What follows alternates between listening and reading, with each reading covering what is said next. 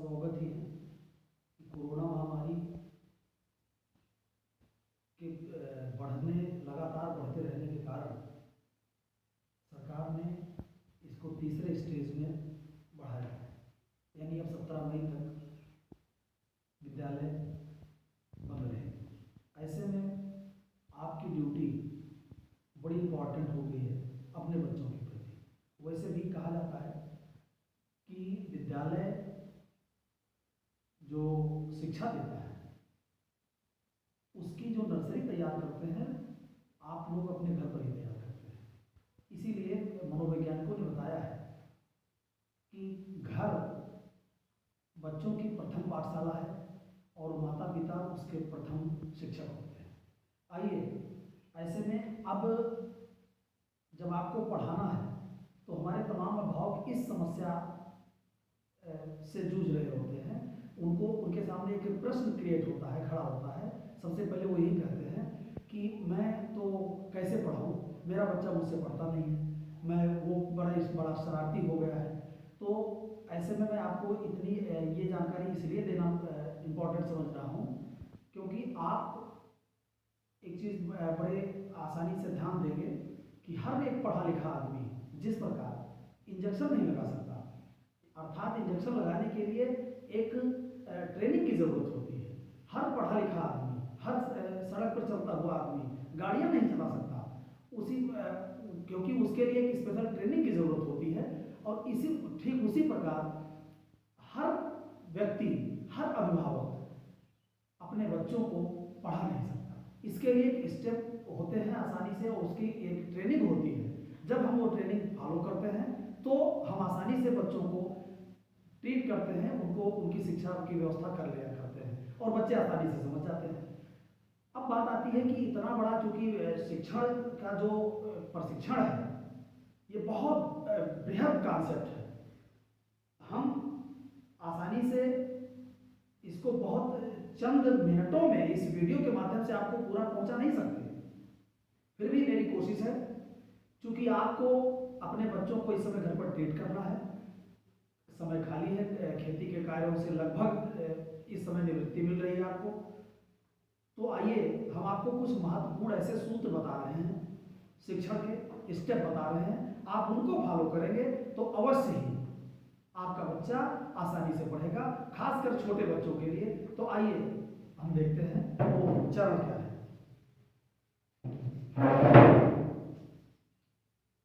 शिक्षण के चरण।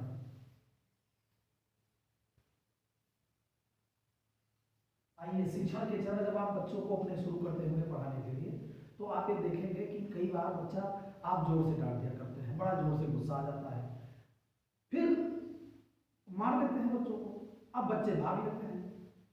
अब ये सब ऐसी कमियां हैं जो हमारे अभिभावक, कदाचित अभिभावक इस बात को नहीं समझ पाते। इसलिए मैं आपको ये देखें, शिक्षण के चरण को एक यहाँ भी एक सूत्र है, उस सूत्र को आप अगर पकड़ लेंगे और फॉलो करेंगे तो निश्चित ही आप मानिए अपने बच्चे को आसानी से अपने घर पर ही पढ़ाने में बहुत सहज महसूस करेंगे। तो शिक्षण के जो चरण होते हैं वो शिक्षण के 4 चरण होते हैं।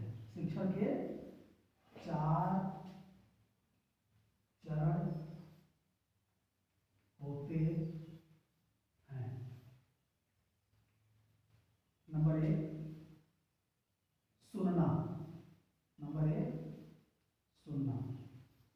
सुनना, इसको अंग्रेजी में लिसनिंग बोलते हैं, LISTENING,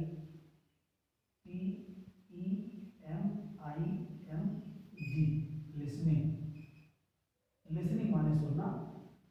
अब ये पहला चरण है। आइए दूसरा चरण देखते हैं, बोलना। बोलना इसको स्पीकिंग कहते हैं, इंग्लिश में SPEAKING,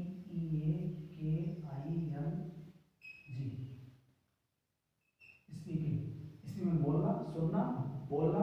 फिर तीसरा चरण हमारा आता है पढ़ना। पढ़ना यानी रीडिंग, READING,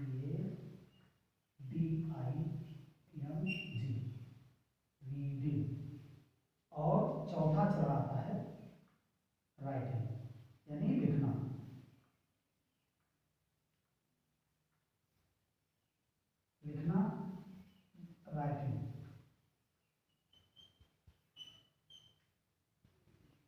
आइए अब मैं आपसे बताना ये जो हम तमाम शिक्षक भी इन बातों को फॉलो नहीं कर पाते, जिससे उनके बच्चे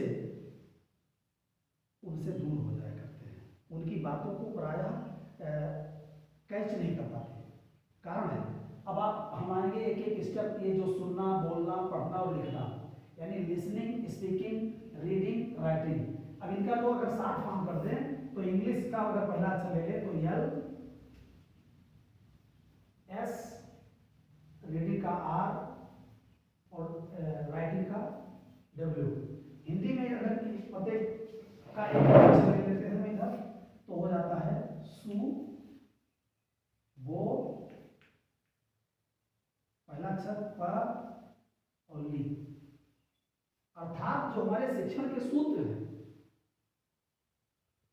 आप देखेंगे जो शिक्षण के महत्वपूर्ण चरण हैं वो है सुबोपली या सुबोपली। सुनना, बोलना, पढ़ना और लिखना, सुनना, बोलना, पढ़ना और लिखना। और इसी को अंग्रेजी में LSRW कहते हैं, LSRW। अब आप देखिए, आइए हम इसी पर आज चर्चा करेंगे। LSRW क्या है या सुबोपली क्या है, और अगर हम इस स्टेप को फॉलो करते हुए बच्चे को पढ़ाएंगे, निश्चित मानिए आपका बच्चा अवश्य ही जो भी काम आप देंगे वो आप बड़ी आसानी से पूरा भी करेगा, आसानी से समझेगा, आसानी से आपको उसका रिप्लाई भी देगा। देखिए सुनना, आपने देखा होगा कि बच्चा जब जन्म लेता है तो जन्म लेने के बाद बच्चे कैसे सीखते हैं? क्या सबसे पहले लिखकर सीखते हैं? नहीं। क्या पढ़ना शुरू कर देते हैं? नहीं। क्या तुरंत बोलना शुरू कर देता है बच्चा? नहीं। वो सुनना और देखना शुरू करता है। अधिकांश चीजें पहले वो जो भी, जैसे अभी गिलास एक आया, ये क्या है? पेन। हम इसको बार बार पेन कहते हैं, और जब बार बार पेन कहते हैं तो बच्चा इसको सुनता है और देखता है, और धीरे धीरे जब वो बोलने की स्थिति में आता है तब इसको पेन बोलता है। अच्छा, हमारे तमाम हम करते क्या है, पहले दिन हमने काम शुरू किया, बच्चे को पढ़ाना शुरू किए, घर के खेत से काम से फुर्सत पाए, आए और कापी मंगाई और तुरंत बच्चे को उठा करके और दुनिया भर का काम उसको दे दिया कि यहाँ से ए से जेड तक लिखो, यहाँ से 100 तक लिखो, यहाँ से आ से 11 तक लिखो। अब बच्चे को सब मालूम है नहीं। आइए हम इस स्टेप को कैसे फॉलो करें। सुनना, तो सबसे पहले सुनना। साथियों, मेरा आपसे निवेदन है कि जब भी आप किसी बच्चे को कोई काम दें, खासकर छोटे बच्चे को, तो जो काम दें उसको सबसे पहले वो सुने ध्यान से। आप सावधानी पूर्वक, शुद्धता पूर्वक उसको बोलिए, कई बार बोलिए, तब तक बोलिए जब तक बच्चा उसको ध्यान पूर्वक सुनना ले और उसकी रिप्लाई देने ना लगे। क्योंकि हम पढ़ाने की बात तब करते हैं जब बच्चा हमारा 5 से 6 वर्ष का हो जाता है, 5 से 6 वर्ष का, 4 वर्ष का, इससे पहले 4 वर्ष के बच्चों को भी पढ़ाते हैं।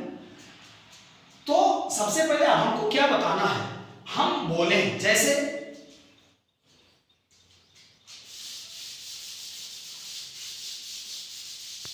आप देखेंगे LSRW जो बता रहे हैं आपको। अगर हमें बच्चे को मान के चलें ABCD पढ़ाना है, A से Z तक पढ़ाना है, तो हम A से Z तक पढ़ाने के लिए सबसे पहले जरूरी है कि हम खुद बच्चे के सामने कई बार बोले, उसको कई बार बोले, वो बच्चा ध्यानपूर्वक सुने। और जब बच्चा सुनने लगे, पूरा ध्यान से सुने, आप उस समय आप केवल बच्चे की हरकतों पर, बच्चे की क्रियाविधि पर, उस पर नजर रखें और देखें कैसे अगर ध्यान अटेंशन लेता है बच्चा तो वो पढ़ रहा होता है। आप नाराज करते ही ना हो। जब वो सुनने लगे तो आप बोले और बच्चा सुने, फिर बच्चा बोले, आप सुने। ए से Z तक आप टुकड़ों में बांट लें, 5 अक्षर, 4 अक्षर, 8 अक्षर, 10 अक्षर, और इस प्रकार से उनको बोलना शुरू कर दें। फिर आप बोले, बच्चा सुने, बच्चा बोले, आप सुने, आप बोले, बच्चा सुने, फिर बच्चा बोले, आप सुने। ये क्लियर जब हो जाए तब आप उसको किसी कॉपी में आप A से Z तक लिख दिया करें पूरा।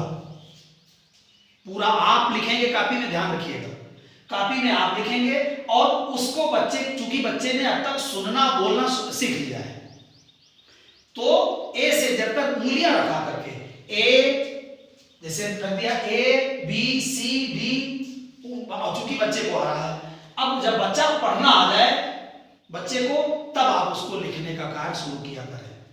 ये है आपकी अंतिम, इसी को हम कहते हैं LSRW। ये लास्ट यानी लिसनिंग, स्पीकिंग, रीडिंग, राइटिंग। अच्छा, हम करते क्या है कि हम बहुत पढ़ाने का हमको शौक हुआ, आज हम बहुत आए कि तमाम जगह व्हाट्सएप पे और सरकार के माध्यम से तमाम क्लासेस ऑनलाइन चलने जा रही हैं। कुछ टीचर्स ने स्कूल के द्वारा या विद्यालयों ने होमवर्क दे दिया है। अब होमवर्क देख के आए, बच्चे पास पहुंच गए, बच्चे पास जब पहुंच गए और उसको कहा है कॉपी लेके आओ, कॉपी लेके आया बच्चा, उसको लिख दिया कि आ से क्या तक लिखो,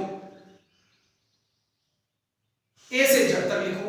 अब आपने उसको उल्टा चल दिया, डब्ल्यू से आप चल दिए पहले आपने, जबकि करना ये चाहिए था सुनना, और आपने आप चल दिए इधर से, और जब इधर से चल दिए तो इससे पहले के जो 3 स्टेप हैं वो बच्चे में शार्ट हो जाते हैं, इससे बच्चा पढ़ने से दूर भागता है।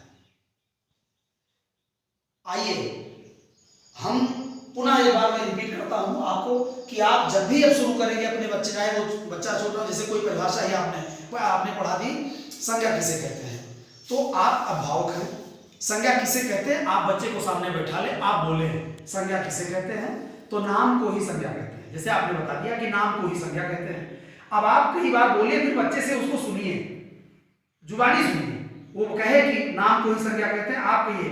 जब वो इस बात को क्लियर कर ले तब आप लिख कर दिखाएं उसको कि अब इसको पढ़िए, उंगली रख के, नाम को ही संज्ञा कहते हैं। और जब ये कर ले बच्चा, जब कुल जुबानी वो तैयार कर ले, उसके बाद उसको लिखने का काम दें। मित्रों, आप निश्चित मानिए कि ये जो शिक्षण के चरण हैं इनको फॉलो करेंगे तो आप अपने बच्चों को अपने घर पर बड़ी आसानी से पढ़ाने में सक्षम होंगे।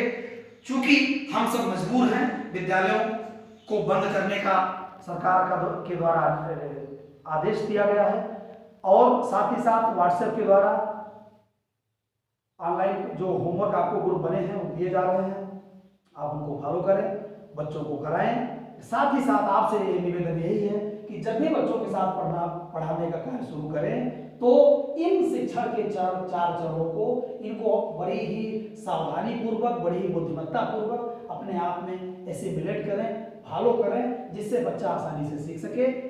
चलिए, बहुत बहुत धन्यवाद। आशा है कि आप इस LSRW या सुबोबली को आज समझे होंगे।